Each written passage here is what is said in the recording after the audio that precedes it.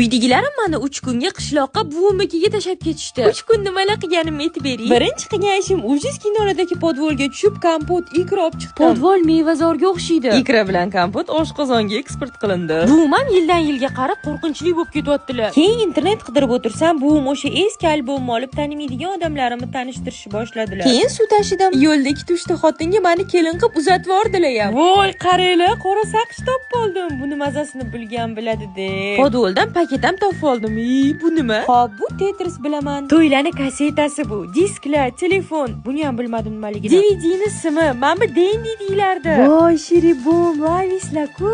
Mana bu temir yomon otardiga, lekin ikkinchi kun mehmonligim tugadi. Bilib qo'y, dunyoda ish tugashi mumkin, lekin bu uynikida ish tugamaydi. 3-chi kun sigir sog'dirdilar. Daraxtdan uzib yedim. Keyin ulgurmayotgan uylarini tozalab berdim. Qo'limdagi timsini sizlarga ham tavsiya qilaman. Hidrasi zo'r tozalaydi. Parashoki bor, kapsulasi bor, chirklarni tozalash uchun vositasi, unitaz uchun vositasi bor. Suvi sovuni ham rasi zo'r. Bir pasda ketadigan kunim ham keldi. Doimgidek buvim nimalardir berib yormoqchilar. Ro'molchadagi pensiya pulini kam kostinga ishlatarsan dedilar. Soddagina buvim, ular uchun 20 ming so'mga hozir ham ko'p narsa beradi-de. Menimcha buvimnikida o'tgan kunlarim eng zo'r davrlarim bo'lsa kerak.